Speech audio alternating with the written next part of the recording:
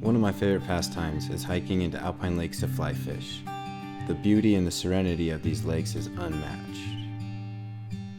I feel blessed to live near the Uinta Mountains, which is one of the only mountain ranges that runs east to west in the United States.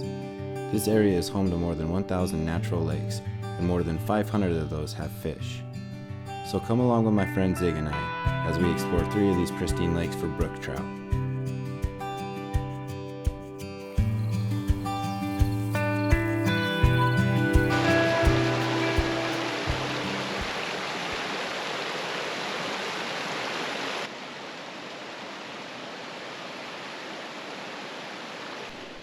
We had a beautiful hike in as we made our way to 3 separate lakes, each with a healthy brook trout population. The beautiful scenery and good conversation always makes for a quick hike in.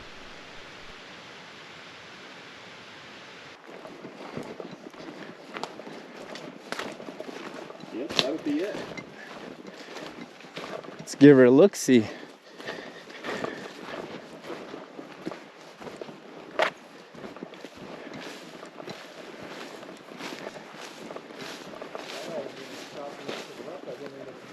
I wouldn't have seen it either.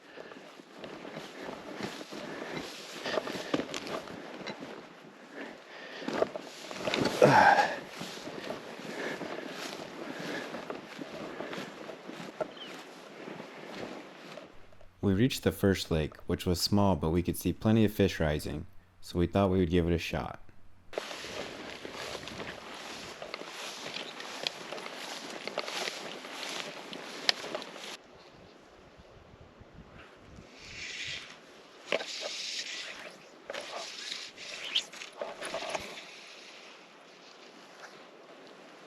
We stayed here for about 30 minutes without any luck before we decided to move on to the next lake, which was our main destination for the day.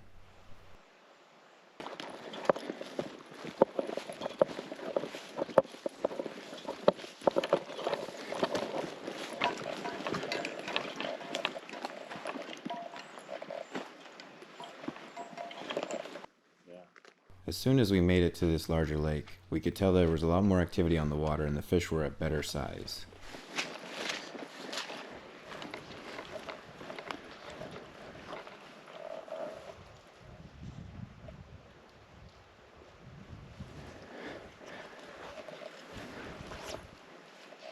I could see quite a few fish in the shallow water, so I made a quick cast trying to disrupt the water as little as possible.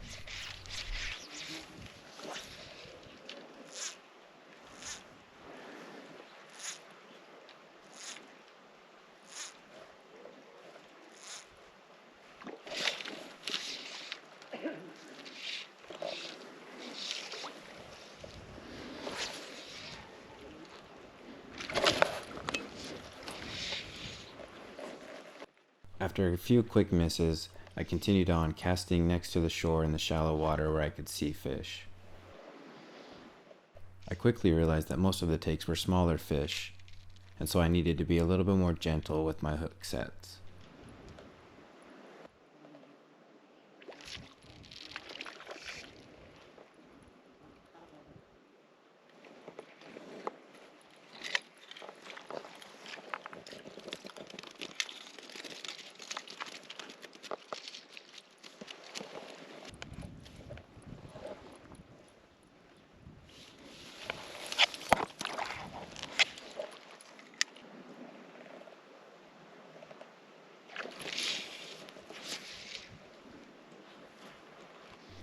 Pay attention to this next fish and just how close he is to the shore. I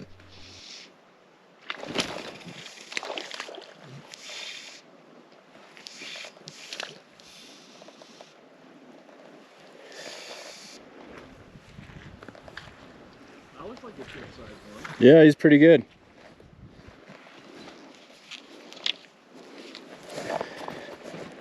On top or bottom? Yeah, he came and took the chubby.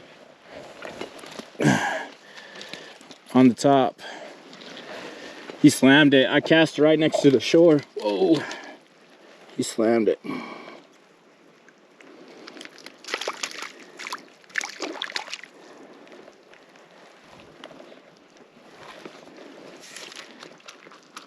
Yeah, that's a real good one. Yeah, he's close to 10. Let that be a reminder to always work the shore before you work your way out into the deeper water.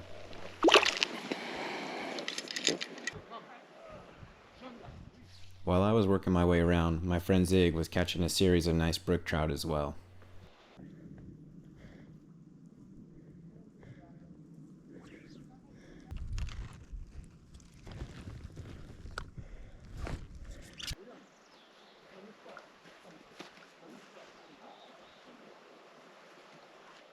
Well, the fishing at this lake was great, and the scenery was phenomenal, but we decided to push on to our final destination for the day.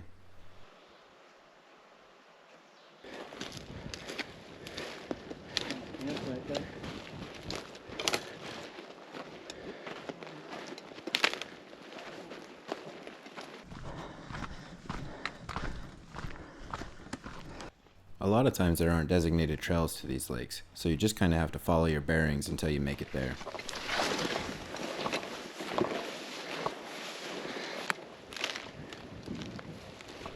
We made it to our third and largest lake of the day, which I was very eager to try.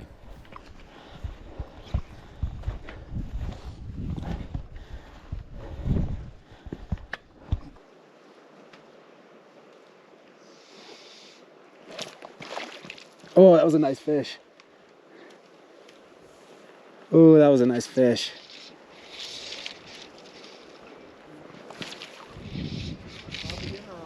On top again.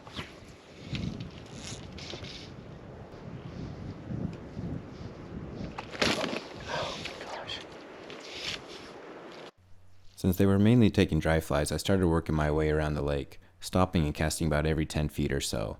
I would get a quick couple hits, and then I would move on.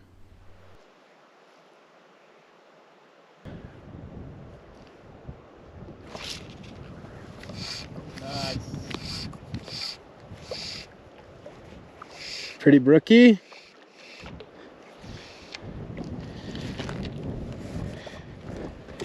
They're liking the chubby.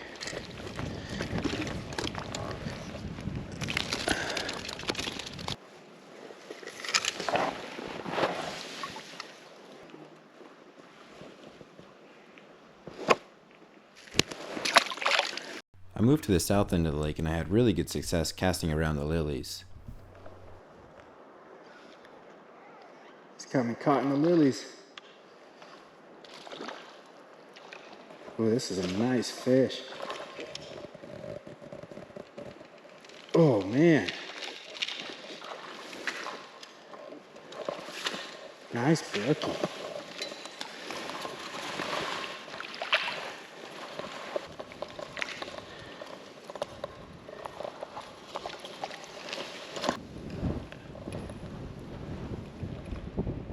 Nice brookie.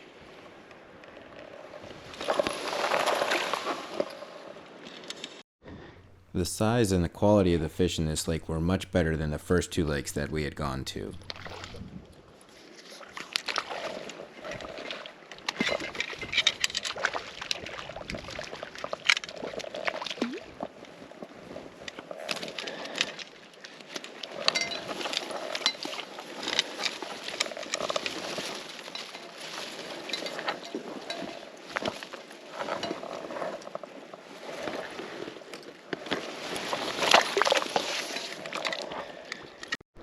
It was the same thing on this side of the lake where I would get a few hits in each new spot and then I would have to move on.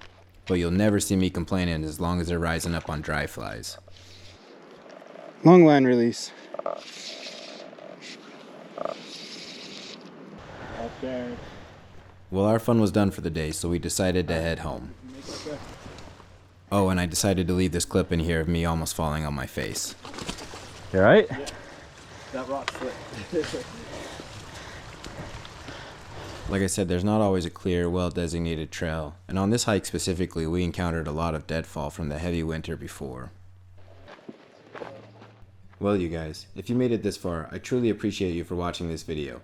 Please like and comment if you enjoyed it, and make sure to subscribe for more Alpine Lake fishing adventures. Much love to you all. We'll see you all next time.